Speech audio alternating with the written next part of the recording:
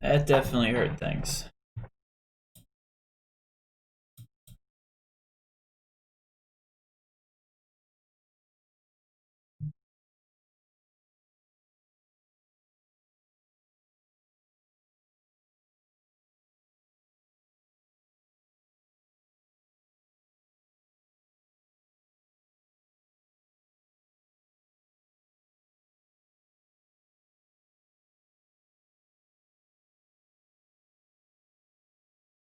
All right, so with that news, let's go ahead and take a look at Indiana. I'm going to go ahead and pull up Indiana to see what the deal is with them.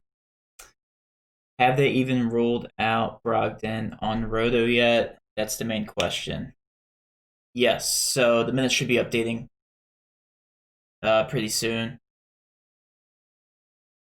which means I will probably end up on Sabonis even more. I'm going to go ahead and start crunching some numbers here in Core IQ.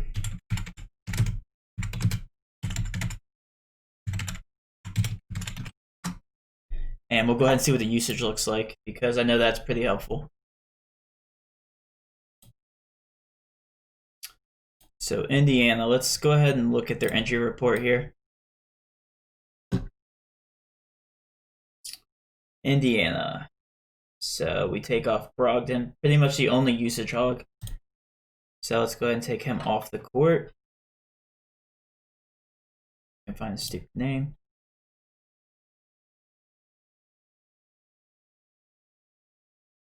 All right.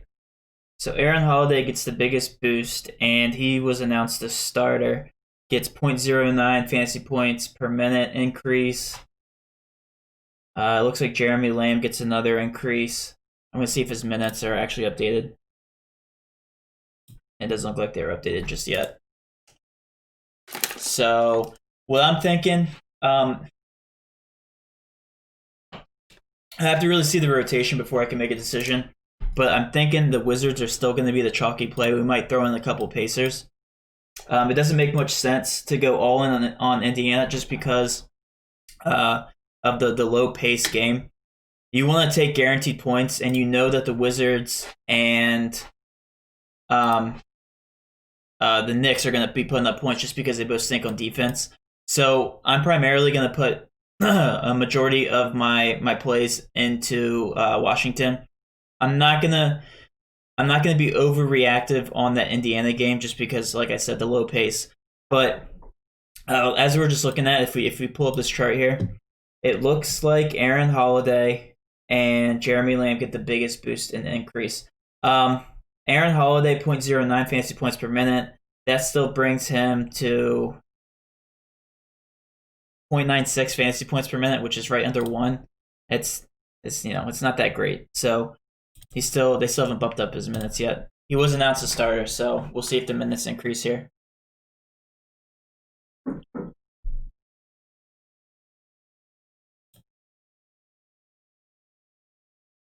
Yeah, still 23 minutes. I want to see what Sabonis does, actually. The Sabonis at 1.27 still. He gets a little increase, 2% actually, so that's not too bad. I'm even more on Sabonis now. I was on Sabonis before, and now I'm even more on Sabonis. So Sabonis is going to be a lock for me. So if I go back here, I put in some custom projections on here. Oh, they just updated Sumner here to the player pool, so I'll take a look at it in a minute. Ish Smith is still going to be the best play on the slate. I still like Beal. I still like this core from Washington. I still like Schofield. I still like Beal, and I still like Brown. I think those guys, no matter what, are going to be locks. Even more so than Aaron Holiday, just because of the tight rotation. I know it's going to be a tight rotation in Indiana, but Washington, I mean, they they literally have one playmaker here. Whereas Indiana, I mean, anybody can shoot up the ball here. I mean, even Miles Turner can work in the offense. Warren's still going to be in the. I mean, all of them are. And look, they updated the minutes. So yeah, Aaron Holiday, if he actually is going to play 32 minutes at 4.4K, that's a no-brainer. He's going to be chalk. Right now, they haven't updated his projected ownership, but it's definitely going to be higher than that.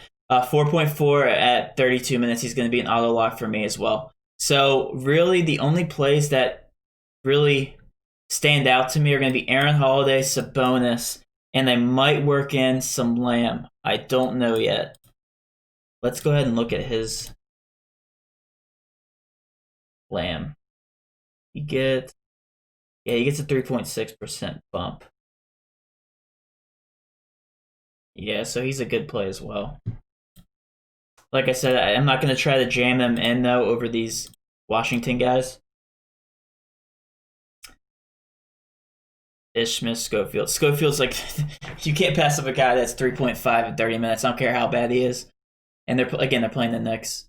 So I think that's the route I'm going to be taking. I'm going to be taking that core four still. I'm obviously all in on Sabonis. And then with Aaron Holiday, I'm going to probably try to get him in there. And yeah. So curious to see how that shakes things up. I'm going to put this down to one line up here and see what it crunches out with my projections. Oh, yeah, so Glenn Robinson was ruled out, so I'm going to have to take a look at the Warriors real quick. Russell Westbrook, I talked about him earlier, too. Let's take a look at these Warriors real quick.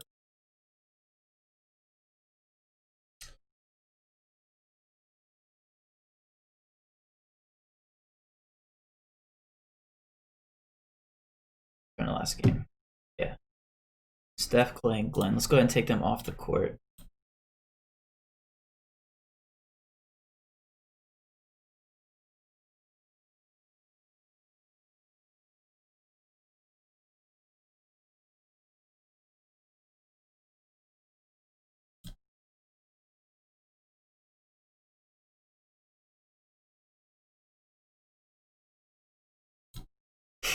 All right, let's see what those numbers look like. So the biggest bump is Looney here, but he actually gets a decrease in fantasy points per minute. Jacob Evans gets a decrease. So there really isn't too much of a boost with him off the court. It really doesn't do much.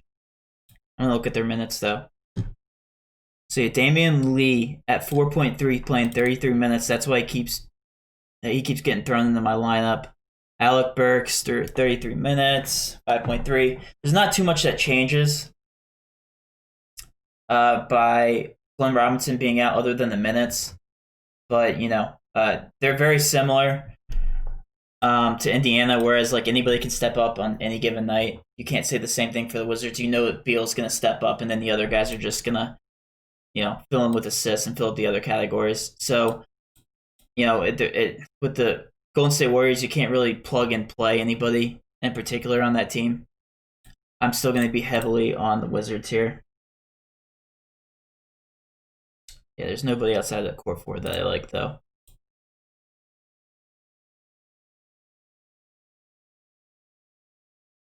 Yeah, Aaron Holiday. Let me go ahead and lock those guys actually and see what pops out.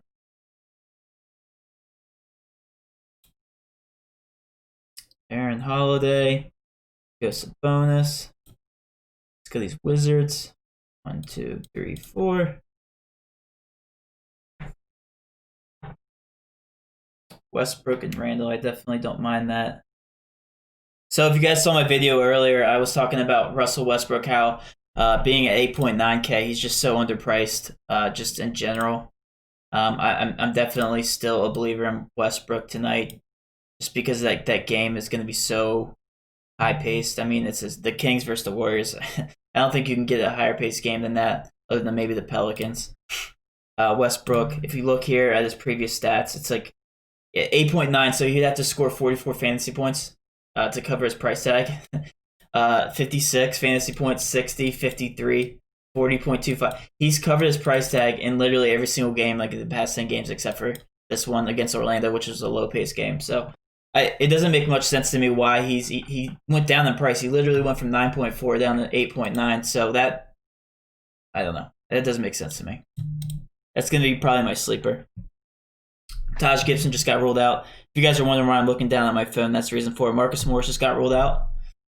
So that's cool. So if we take a look here, Taj Gibson ruled out. They're going to start Peyton Barrett I need to go look at that again.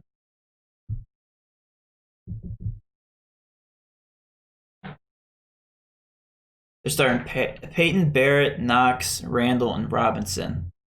So how does that shake things up? Let me wait for their minutes to update. Man, there's a lot of value plays, but I don't overthink it. Like I said, the value plays are going to be with the Wizards. Stick to that because of the pace of the game. They're the safest. 3.5. I mean, the price tags are ridiculous. Ish Smith is 4.5, playing 35 minutes. I mean, I can keep going back to this game every single time. I'm going to go to the well every single time with this. Troy Brown, decent basketball player, 31 minutes, 4.8. I don't think I'd start any Knicks over those guys, any value guys. I mean, Mitchell Robinson, 5.8. That's still a little pricey. Yeah, I know there's no center tonight, but still, you gotta take the salary relief where you can, and it's with the Wizards.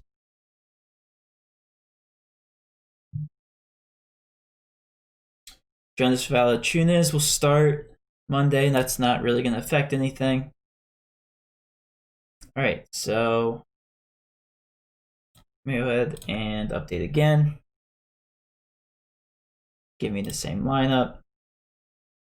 I'm thinking about putting Jeremy Lamb in there over these guys too. I don't know who I would replace. So if we look at this again, I like Aaron Holiday over him just because of the minutes he's starting. I wouldn't start him over Troy Brown just because of minutes. Yeah, Jeremy Lamb's a great play though. I don't mind playing him in GPPs. So like he'll probably be decently exposed in a couple of my GPPs, but I wouldn't start him over anybody with the Knicks. Or the Wizards. I'm gonna go ahead and unlock everybody just because. See what it cranks out. So yeah, it's high in Damian Lee.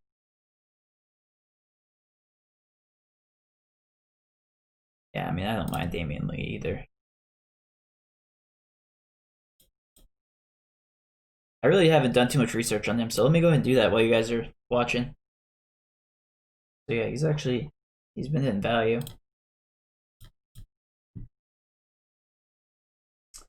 .81 fantasy points per minute though. He doesn't really get affected without Glenn Robinson on the court. He's just one of those players.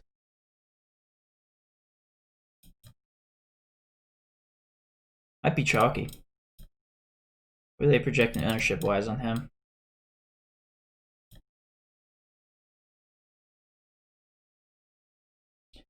$33 minutes. Ownership is at 21%. That's in GPPs. That's not cash. So that's actually pretty highly owned. Randall shot up a little bit. James Harden was tagged earlier as a great core play, but he's actually been taken off since just because there's so much value on the slate. And then obviously some mid-range players, like nobody's going to play James Harden over somebody like Bradley Beal, value-wise, or Damian Lillard just because he's in a high-paced game. So he was tagged earlier. He's still a great play, but I wouldn't play him in cash. As ridiculous as that sounds. At 11K, you can't get him at discount. But there's a lot of mid-range guys that he just doesn't allow to fit in the lineup optimally. Aaron Baines is another great play. I think he made it into the lineup. Yeah, Aaron Baines. I'm still so high on the Wizards. They're gonna win me a lot of money tonight. The line actually moved down for them. I think that's just because the lack of offensive power on that team. But with the price tags being that they are, it's just like 112 points. If they really do score that amount, they're gonna cover their price tag and a lot more. So I definitely don't have a problem with the line moving at all. 35 minutes, 38, 31, 30. Doesn't make much sense. At least these four guys. If you get outside of those four, it starts to get a little bit risky. Like Bonga, I'm not even going to look at him, probably. 3-point. I played him when he was 3K, and he was projected at 30 minutes, and the guy still did absolutely nothing. He's not a good basketball player at all. Mahinmi, that's the only guy I would probably consider. But now with the Knicks, with Taj Gibson being out, I might prefer somebody like Mitchell Robinson over him, value wise, just because. I mean, those two going up against each other, Mitchell Robinson presents more upside, in my opinion.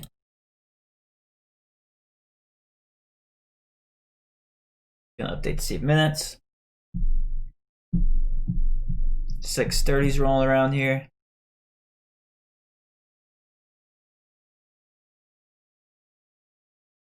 Yeah, Shabazz is another great play, just because Karl Anthony Towns is up in the air. Now, the only thing with him, guys, this is what sucks about this slate. If Karl Anthony Towns gets ruled out, it's going to shake up everything, and that would really suck. So, if you don't know what to do going forward, on the slate, I prefer you to play players. Like if you're making a decision between two different players, play the guy in the later part of the later part of the slate. That way you can pivot to somebody when Karl Anthony Towns gets ruled out. That way it's a lot easier to recover. It's a lot easier to plug and play. That's what I would do, and that's probably what I'm gonna end up doing because if Karl Anthony Towns does sit, like it's gonna shake up this whole team. They are priced accordingly, but I mean people like Shabazz are gonna get a huge boost. Teague, Usage Monster, is going to get a huge boost at 5.7, and I would definitely be on him. So if you're picking between two players, that's what I would do. But ultimately, I'm going to go to the Wizards. Another thing I do, too, is I will crunch out 150 lineups, not because I'm going to actually play 150 lineups, but this shows you where the optimal builds are going to be and who's going to show up in the most amount of builds, and it gives you an idea of like where the public's going to be in regards to that. So I'll show you guys what I mean once it's done building up here. And you'll see a lot of MME players doing this as well.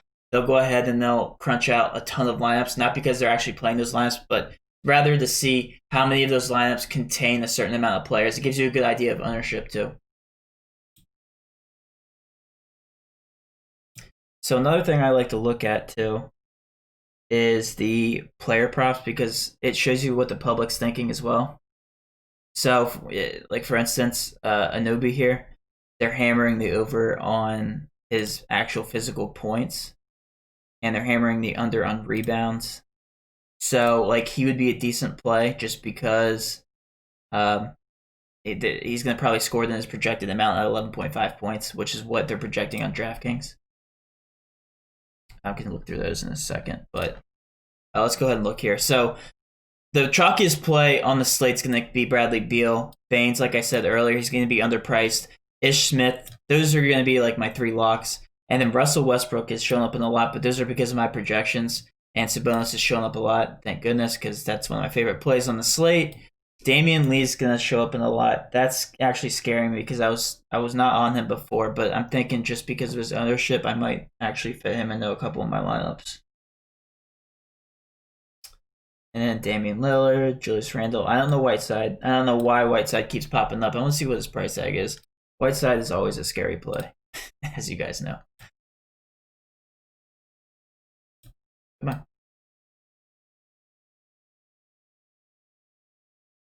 Wrong game.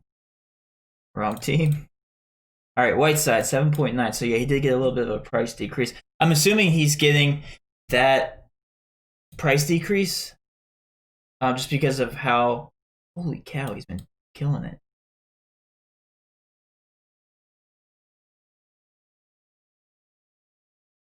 He's going against favorites tonight, huh?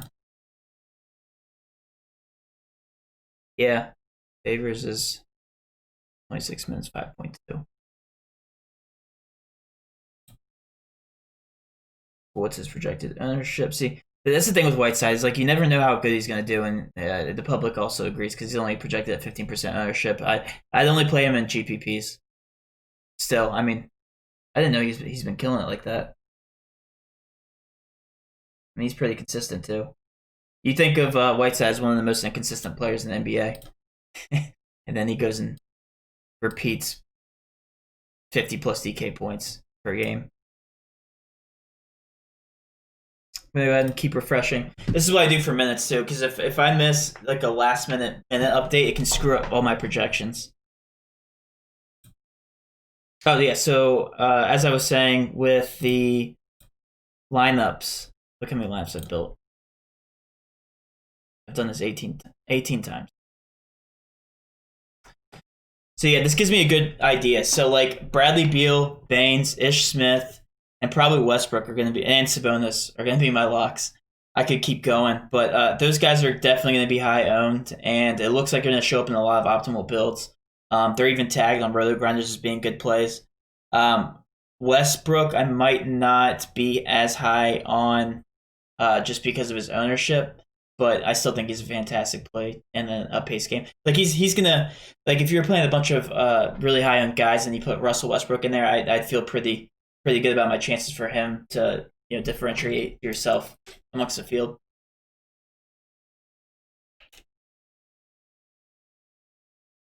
But yeah, if you guys have any questions, feel free to send them in the chat. I'm gonna get offline in just a little bit to make my final lineup and then send it to the clients.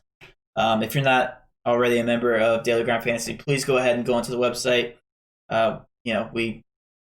We specialize in all sports, of course, but NBA is definitely my favorite to play. It's my favorite to analyze, and I've been doing this for 3-4 years now. I definitely have had a lot of success. A couple GPP takedowns, both just with cash and doing GPPs. Those are definitely my style. I crunch out about 20 lineups a night. I don't like playing 150 just because it's so hard to manage. I typically only do, like I said, 20 lineups. That way, it's so much easier to manage. Like for instance, if Karl-Anthony Towns got ruled out, I can definitely do, I can work through each lineup. Whereas if I had 150 of those, I would just I'm basically throwing away money at that point. You have one bad play in any of those lineups, and then it just screws up your whole bankroll. So I like to manage about 20 lineups, so that's probably what I'll end up doing tonight. Also, a lot of these projections are not through Roto Grinders. They are custom built by me. Bruce Brown just got ruled out, by the way, guys. So like these fantasy points and these values might not make sense if you have a typical Roto Grinders account. I manually input a lot of my stats myself. So I know a lot of people are high on Westbrook. So what I mean by that too is I will look at the lines here.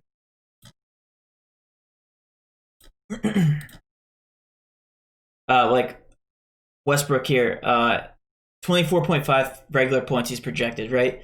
They hammered the over on that, minus 121. That's what that means. If you've bet at any point in your life, you know what that means. Westbrook, they have also hammered the over on rebounds, and then they didn't hammer the over. That's even. So they hammered the over on rebounds and points, and DraftKings spits out a projection every single slate. And if his projection is based on his price tag at that point, then people are going to take advantage of that, and they're also going to bet on him player props wise. So 8.9 doesn't equal his normal projection added onto the player projections of what people have been hammering. So he's undervalued here on DraftKings, and people think that as well. So great play. I like Russell Westbrook still. With all the injuries that have been going on with the Knicks, I don't really see much happening with Gibson being ruled out. He was only projected 16 minutes anyway. I really don't like anybody besides Mitchell. That's the only play I would play out of that game. High on the Wizards still. And then who was the other injury that came out just recently? Oh, yeah, it was Glenn Robinson. Glenn Robinson, Bruce Brown. I guess we can go to Detroit and see what that looks like. So he's projected 26 minutes. That actually might shake up things. Let me see what that does.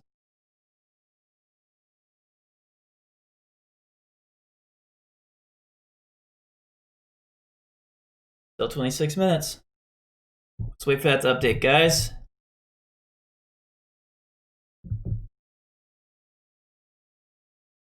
Like I said, feel free to reach out. Feel free to ask questions on here. I'm monitoring the YouTube chat, so feel free to ask anything, guys.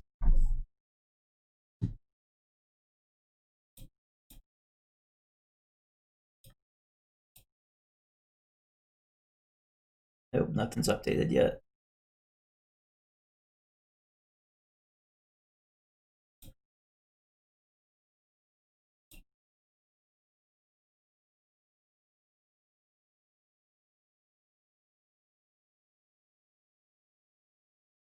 The fact that this only has 2 Wizards in there, that terrifies me. Absolutely terrifies me.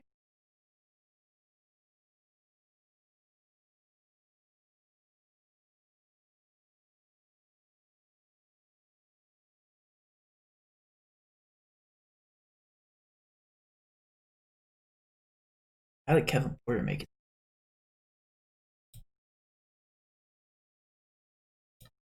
What's he look? Kevin Porter, 23 minutes. What?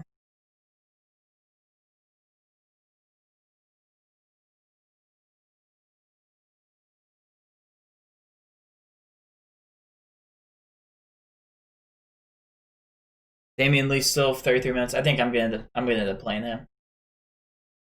He's been pretty consistent going against Minnesota. Anybody going against Minnesota is gonna be a good play. But yeah, I mean, like James Harden. It's I'm being serious, guys. If you look at the player props for every single player on DraftKings, it it gives you some really good hidden gems. So James Harden, like here, he's hitting the over on rebounds and points, but not as much as I thought he would, just because it's a high paced game. I'm gonna look here and see if I can find any gems for you guys. So like Kendrick Nunn here. Look at that. They're hammering the over on his points.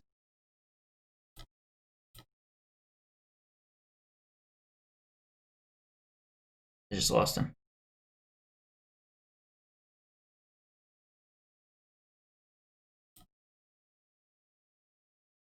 Oops.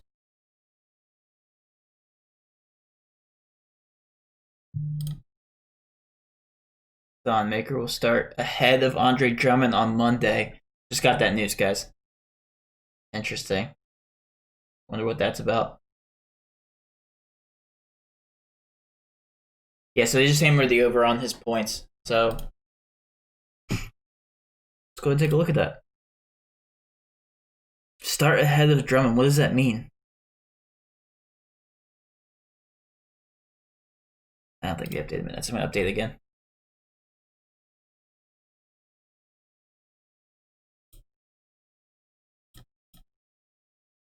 Like, is he starting? With Thon Maker? That'd make more sense, wouldn't it? Or is Drummond coming off the bench? They just added Tim Frazier right in front of our eyes here. Why would Thon Maker be starting over Drummond? Might be because he sucks against Embiid. I don't know.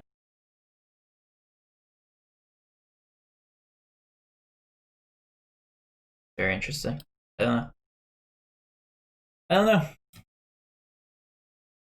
Shouldn't change much though. I'm not looking at Drummond at all. Too many good plays.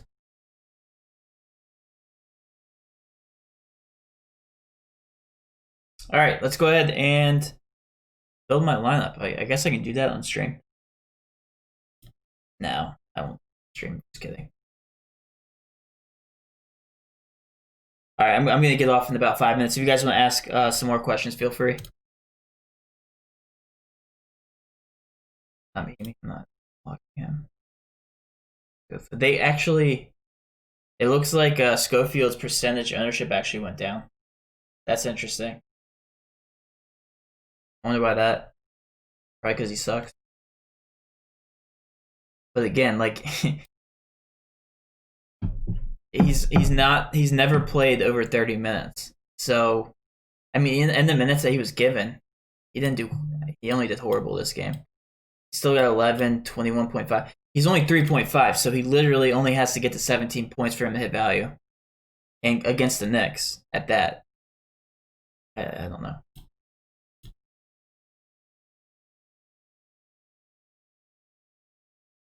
That's a solid lineup. That is a solid lineup. I really like that lineup right there. Oh, I don't want to lock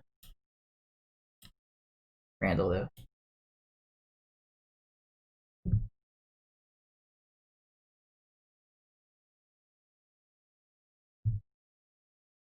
All right, I'm gonna go ahead and get off, guys. For those who were viewing, thanks for tuning in. I will talk to you guys after this slate, but I'm going to go ahead and start building because my analysts are now texting me. So I will go ahead and get off, guys.